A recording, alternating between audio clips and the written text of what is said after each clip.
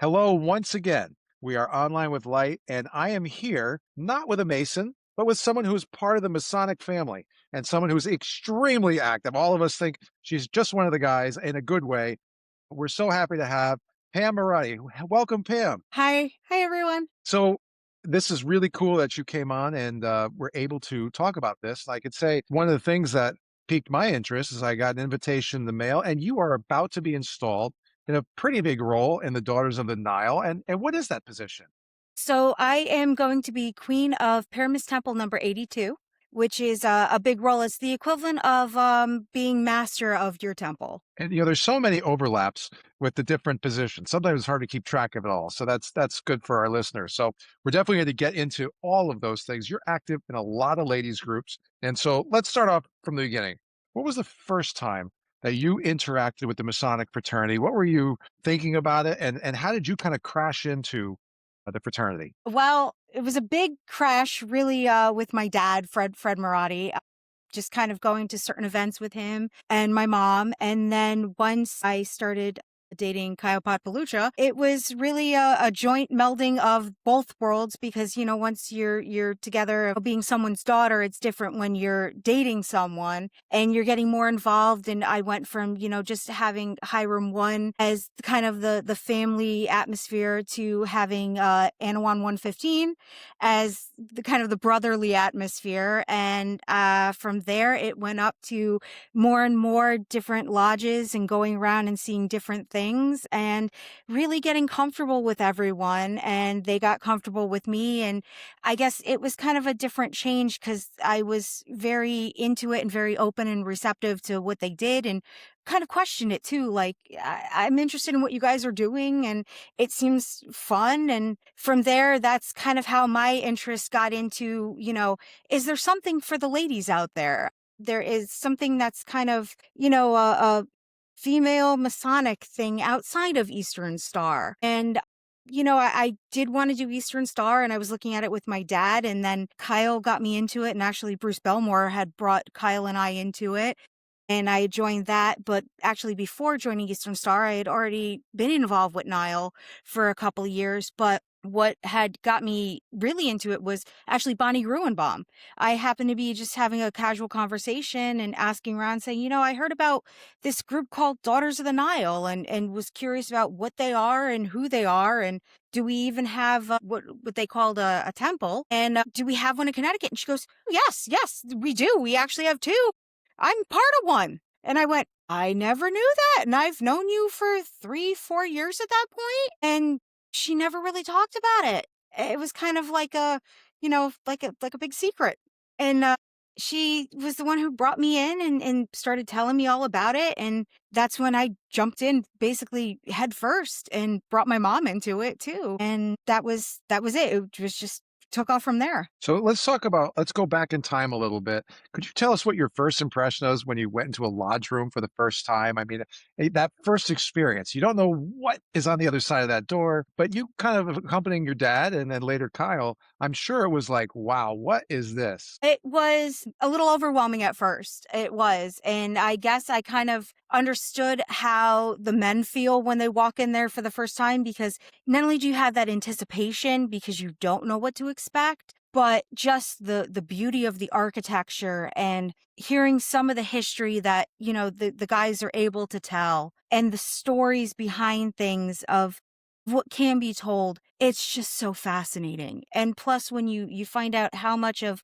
masonry intertwines with our history and things that our country is built upon and stuff that isn't really taught in history books the way that we think, it just gives you a whole new perspective on things. And it's so overwhelming, but it's what's the word I'm looking for? Emotional at the same time. And I guess I took a different perspective on it and I kind of felt like how you guys feel. And just going around and seeing, the architecture and the things, because I love that stuff. And I was impressed and I was hooked just like you guys were. Yeah, we have that same feeling, I think. That's a good thing. Yeah. Now, for our viewers who, even a lot of Masons, don't know, there are a lot of ladies groups out there. I know there's Order of the Eastern Star, Amaranth, Daughters of the Nile, and there may be others I don't even know about. Could you tell us a little bit about those groups, where they're located, and what the differences are between them? And then we can delve into them a little bit more. Sure. I know that Rainbow Order International Order of the Rainbow Girls is for girls up until the age of 21, I believe. I unfortunately didn't get a chance to experience that because I didn't know about any of this when I was younger, and my dad came into masonry later on in life, which I kind of feel like I was robbed of that experience. I wish I got a chance to experience this younger. I think there's also Job's daughter. I'm not sure. I don't know if we have one in Connecticut. But like Eastern Star, this is what I have to say. So Eastern Star is for men and women, but they like to say, the men are included, but really it's the women who run things. And they'll be the first ones to tell you. And I enjoy that because it's something that Kyle and I can do together, where the men have the Mason part and we have Eastern Star that we can do together. And then for Nile, it's just strictly women only. So it's a lot like where, the men have their men only meetings and we have our women only meetings.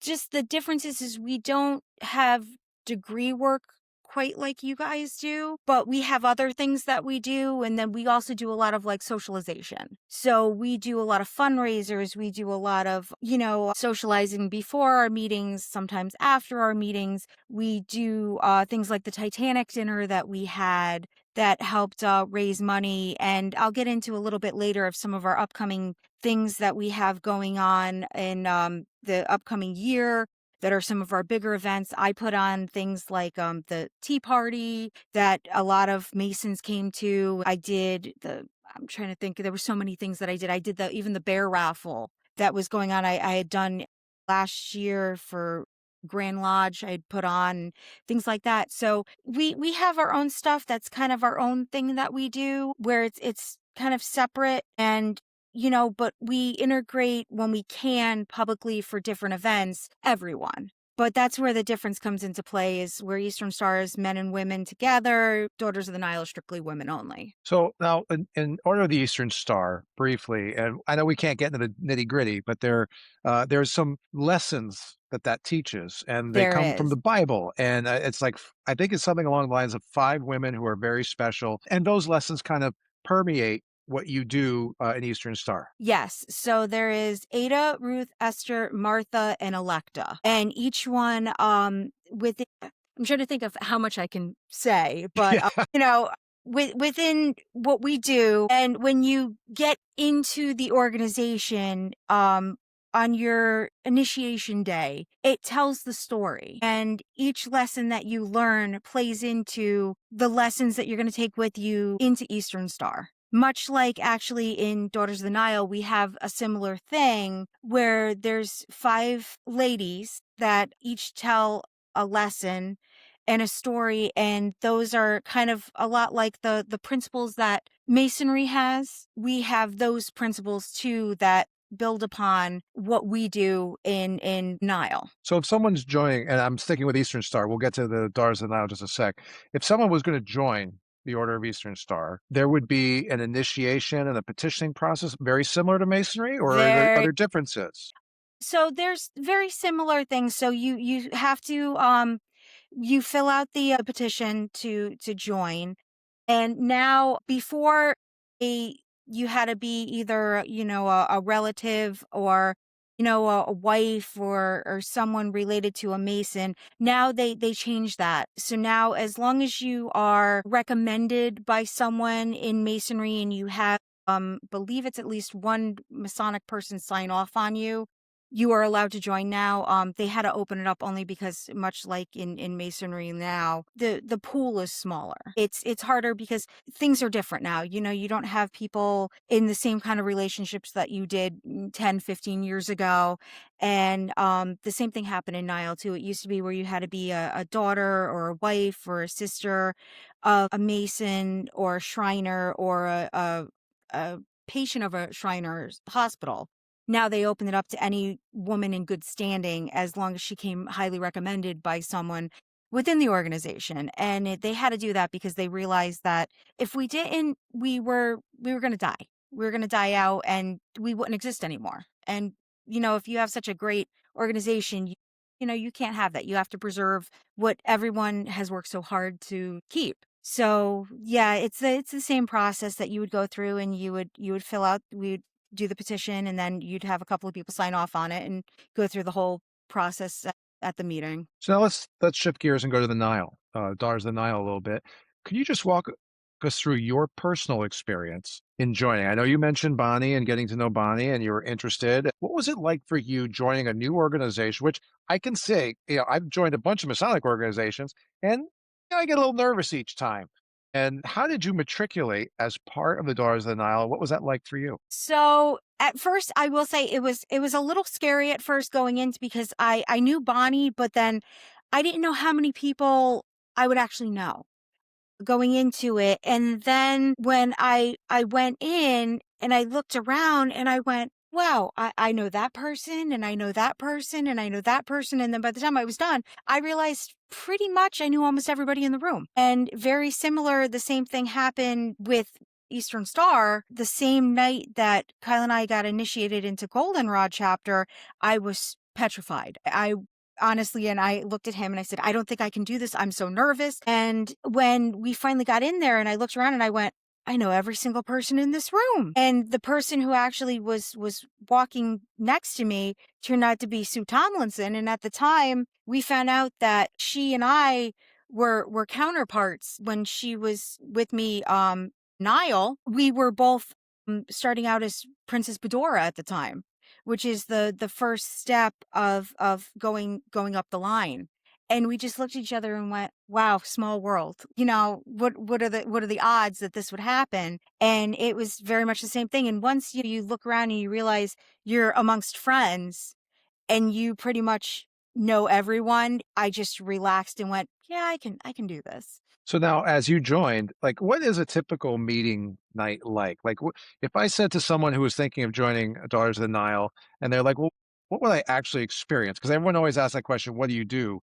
What's a night out with the Daughters of the Nile like? And I know obviously it's a women's only. We're not invited, right? So, what is it like inside? So, typically our meetings, we meet every third Wednesday, September, October, November, and then December, January, February, we switch to every third Saturday because, bad weather, we have older members, and that would be every third Saturday at 1 o'clock. And then into going back into March, April, May, and June, we go back to the Wednesday schedule again. And we start off, we come in, we have our we are what we call our social hour. So between, 5 until 7 when we start our meeting, we have food or coffee or whatever, and we socialize. We, start getting our business affairs in order, and we'll do something like a grab bag. So we'll have, a chance that you can purchase tickets, and everyone brings a little like gift bag, and then we just have fun with it, and everyone has a good time, and they get excited because who's winning, and we cheer everyone on, and we're like, oh, what did you get, and this and that, and we have a good time with it. And that part, we have people come in, and even if they're maybe interested in joining, we say, you want to come in and sit and talk with us, be our guest. Or sometimes a husband or a boyfriend might come in, and if they're dropping someone off, we say, stay, have a cup of coffee or whatever, and just see how we are. We're a group of very fun women that range in age, all kinds of ages. I'm I'll admit I'm 42 right now, so I'm on the one of the younger ones, and we have right up there in older age, and everybody gets along. So it's a gaggle of women that have a good time, and then after we're done with that, we head up and we have our business meeting, and they run as typical as a business meeting could be. Sometimes can be short, some nights can be long, and you're just like okay, are we done yet? You guys know how it is, and Yes. after that, then we just head out. Sometimes we'll hang around a little bit afterwards. We clean up, and that's usually our typical night. And I look forward to the meetings just because it's a fun night out to see everybody and to talk and to socialize. And then we're planning the next thing, or if we have business, it's okay. We get down to it, and then we're like, okay, moving on, what do we have next to do? So it doesn't stop. It's always constantly going, and we say, it's like how Nile is. We're like a river and we're constantly flowing. So I think when you think about this event, you have your meetings and you have a lot of fun. But I think there's a serious side to Daughters of Nile as well. I know there's a lot of charitable work that goes in and a lot of events that you put on outside of the lodge meeting context. Can you talk maybe a little bit about some of that charity work you do and some of the fun stuff you do not on meeting night? Sure. So coming up, I can definitely say that we have a new thing coming up that we're doing, which it's the first time Connecticut is actually hosting it. And it's called Northeast Days, which is something that Daughters of Nile puts on. And they have one Northeast Days, they have South East days, they have Northwest days, which the host temple in the different regions gets picked, and it's a weekend long event that happens. And I'm just pulling up right now, so I have the correct information to talk about it. And they do, it's like a weekend event where they have mini seminars and fundraisers and just kind of a get together where people from all over different Nile towns can kind of convene in one place outside of our normal like supreme session that we have and get together. And it's kind of like a one big giant meet and greet, but it's informative. And um, we kind of do it as like a fundraiser also to help raise money for not only us but also for the hospital too. And we are going to be doing that's happening September 25th to the 26th of 2026, and we're going to be doing things like different events for the ladies and stuff. But our biggest one is we're having another Titanic dinner again, which we had I'm trying to think, I believe it happened in September, October. That happened at 285 Whitney, and I know a lot of people came to that. And Pam Abramson is actually the one in charge of this, and she is going to be my Princess Royal, which I'm trying to think of the chair that it coincides in masonry, but she's one chair underneath me, and she sits in the west. It's like a So senior warden, I think yeah, is yeah, there you go. yeah, so she's in charge of this, and that's one of our big events, and we're looking forward to this. And then there's some other events that are coming up that we're hammering out for this year, that my incoming Princess Terza, which is Karen Bazell, is going to be doing. And what happens is the Princess Terza is in charge of fundraising. So she's the one who comes up with different events and different things to help not only, you know, make get funds to fund our temple as kind of like our budget, but also to help where we donate some of that money to the hospital too. So she's got stuff in the works coming up, and we're going to sit down when we have our first meeting after our elections, which are happening this coming March 18th. I think it's coming up next week, and that's when we actually have our official elections. So we'll start working out the business side of things, and things are going to be happening pretty fast. And so you mentioned the fundraising for the hospitals, and obviously a lot of people watching this are going to know about the Shriners hospitals. Have you ever been to a hospital or visited or at least connected with someone from that organization? And what was your impression of it? So unfortunately, I have not actually physically visited the hospital yet. I had missed when they had done the actual visit this past July. I unfortunately, they did it over 4th of July weekend, and I was away with family.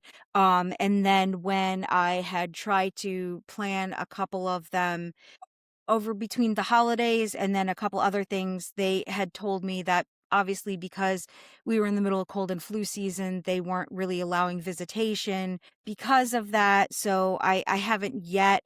I'm still trying to plan one before. I don't know if I'm going to have time before I'm out of my chair now, but I want to get one done soon. But I have been talking with the hospital representative for Springfield, which is now it's an outpatient clinic. So where Springfield and Boston both used to be actual hospitals, Boston is still a hospital, but Springfield has become more of like an outpatient clinic than just a hospital. So I've been talking with the rep there and, different things have been going on, but I unfortunately, I can't say I've had the opportunity to visit up there, which I know, given my position, I should have, but it's unfortunately timing and things I could say, didn't work first of out. all, I'm sure you're gonna be there soon, but I've been to the Springfield Hospital once, and it was a really nice experience, and they had this machine where it was like a gait machine where you could walk, and it would scan your walk and make sure it knew what to do. So the work you're doing is,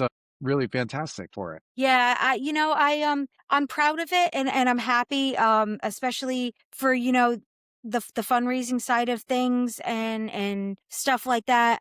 For me, I've always been one of those people that I've enjoyed doing fundraising and charity work since I can remember. It's kind of one of the reasons why, even as far as career wise, when I was going to college, I was going to school focusing on social work, which was one of the things that I went to school for and was what my undergrad degree is in concentration in social work, but I graduated in a degree in sociology and I'm currently trying to look for schools to go back for my master's degree in actually clinical counseling. But it's kind of along the same thing of, I've always been a person who just wants to help people and it's just always been in my nature. So to couple up something that I naturally wanted to do with a philanthropic organization like this, especially for children, it just goes hand in hand.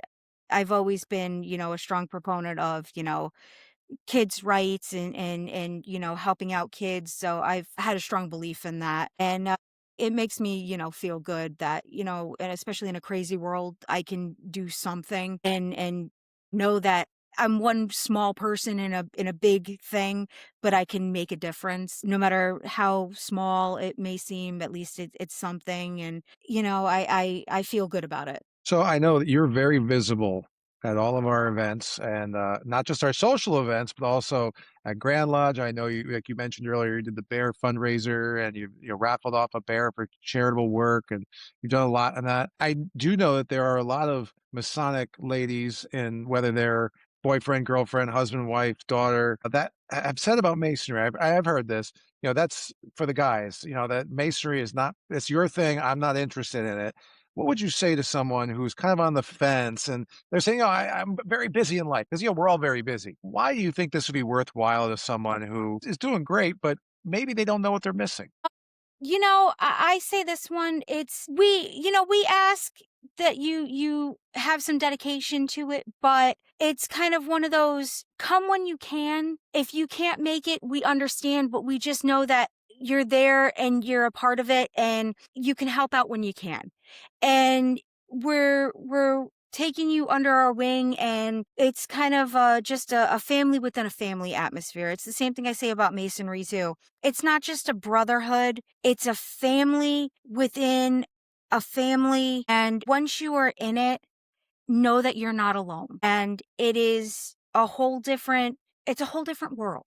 And it's a world of togetherness and something that we make everyone feel welcome.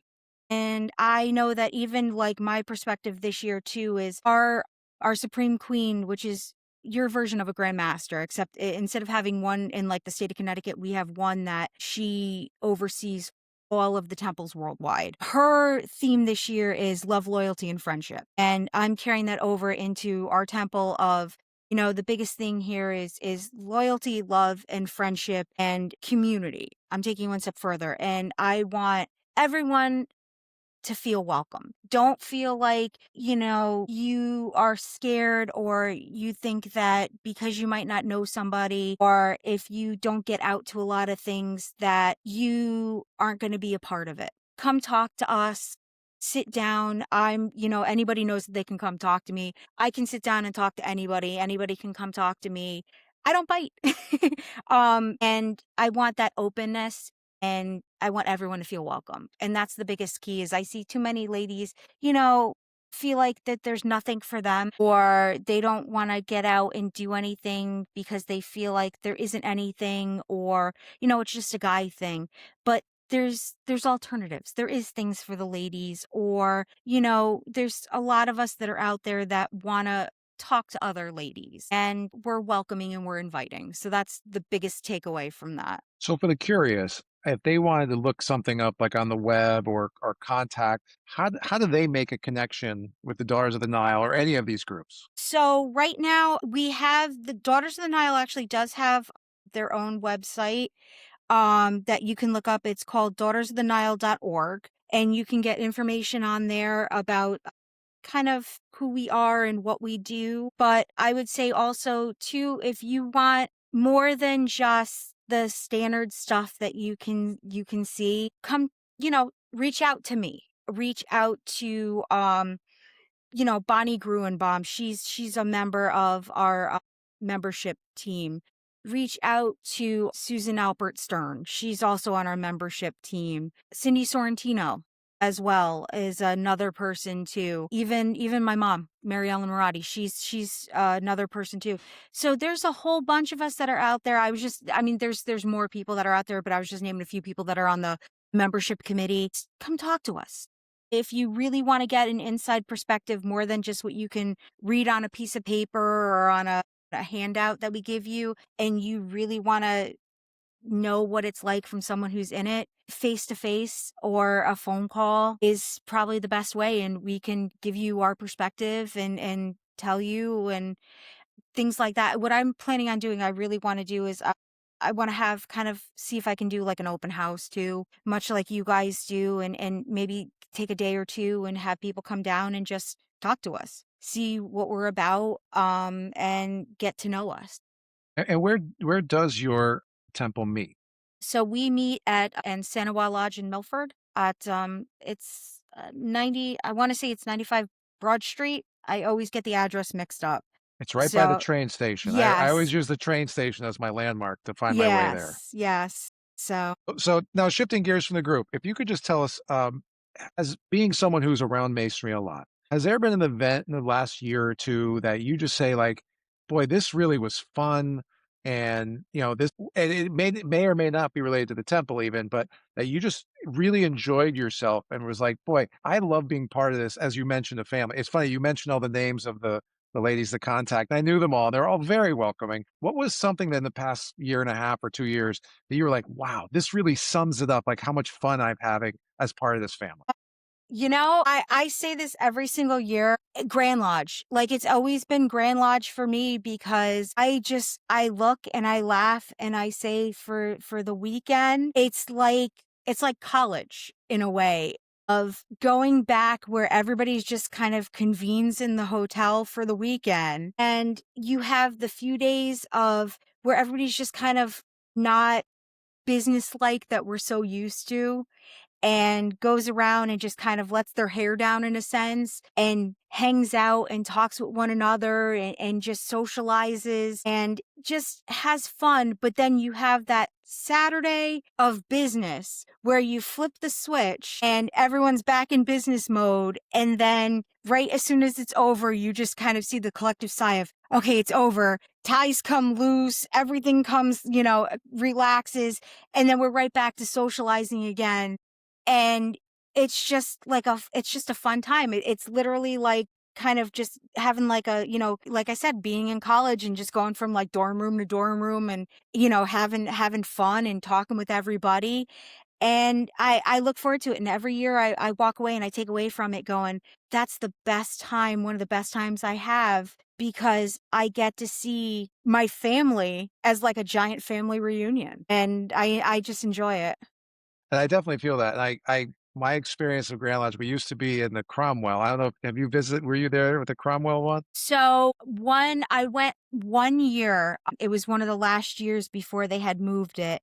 And I kind of kept a low profile. And most of the time I honestly didn't, because I knew some people, but I didn't really know too many people. So that was the 1 year that I kind of basically camped out in the hotel room. I never really left. So my dad and my mom did their own thing and I just kind of bunked out in the hotel room.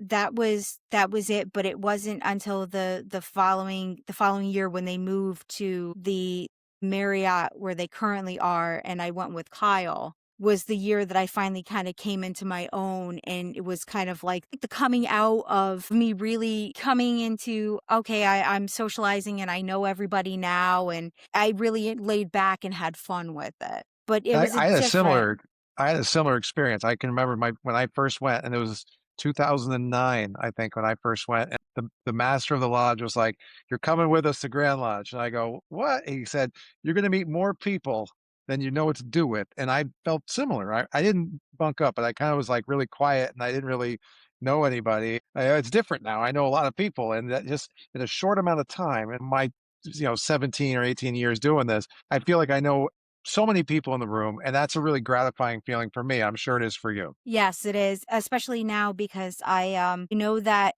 Niall does speak on, I believe it's Saturday, when they have some of the other organizations come in and speak. And I've been saying, I'm so nervous about speaking, and I get nervous with public speaking anyway.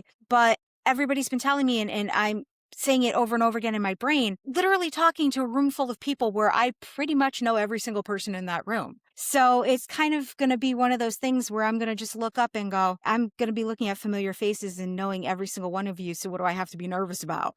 Because even if I make a mistake, everyone's just going to be like, "Ah, it's fine. It's all right." So I'm kind of makes me a little bit more calmer and going, yeah, I can do this. And so I know I don't want to preempt your speech, but if you had to say, where do you see the vision of where Freemasonry is going for women in the coming years? What would you like if you could have like a your perfect world? What would Masonry be for women in your case, like with your groups and the experience in the coming years?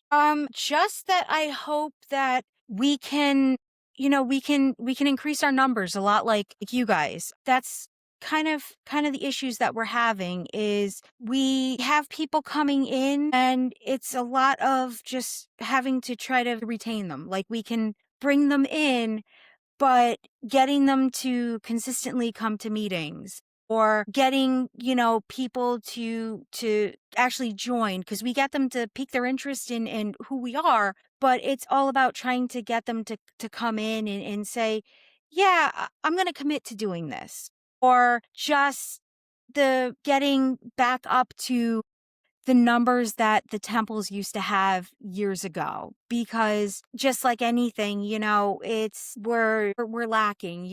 We're lacking in terms of having the strength that we used to have. And unfortunately, I think it's not due to anyone's fault or anything. It's just you have the older generations that are still in there that are passing on their knowledge, but you have the younger generations that are just they're not interested. That's the problem because I think I don't want to get too much into it, but unfortunately I hate to say it, but I think technology is kind of, killing traditions in a way. People are just like, no, masonry, what's that? Like I don't know. Let me do my phone or oh, Nile, what's that? Oh no, I'm more interested in, doing something else. So I think that's the only thing that I can hope for is that we can get our numbers up again and kind of keep the tradition alive. That's great. Well, as we wrap up, could you just once again tell us when is your installation, and also how can they get in contact with you if they're interested in learning more about the organization? Sure. Pyremus Temple's installation is March 28th at 2 p.m. at 285 Whitney Avenue in New Haven. That's the main temple. And if you want to get in touch with any of us for information on Daughters of the Nile, you can contact me at 203-641-0042. That's my cell phone number. Or you can go on daughtersoftheNile.org for information, or you can reach out to Cindy Sorrentino, Susan Albert Stern, Bonnie Gruenbaum, or my mom, Mary Ellen Marotti, for information too. If you see them, in passing, talk to them, ask them, hey, I have questions about Nile, and we can give you more information. Also, if you are at Grand Lodge, see me as well, because I have, flyers, I have, pamphlets, and just catch me and we can talk. So. That's great, and you really have given a lot of great information that people may not have known much about, Daughters of the Nile in particular, and I know even as brothers, we know about this, but that's not our group. And it's great that you shared it with us as well so we can understand it a little bit better. I hope you have a fantastic year in the, you still call it the East, right? Yes, yes, it is. It's All still right. the East, yes. So I hope you have a great year in the East. You enjoy it. Thank you for sharing your time. And I look forward to seeing people react to this because I think this might be something that people didn't know about. Thank you so much. Thank you, Pam. Have a great one. And Thank you. everybody else, we are going to be online with Light with another speaker real soon. And again, if you have a story to share, I'd love to help you share it. My name is Nick Ives. You can email me at nickives@ctfreemasons.net. Thanks a lot.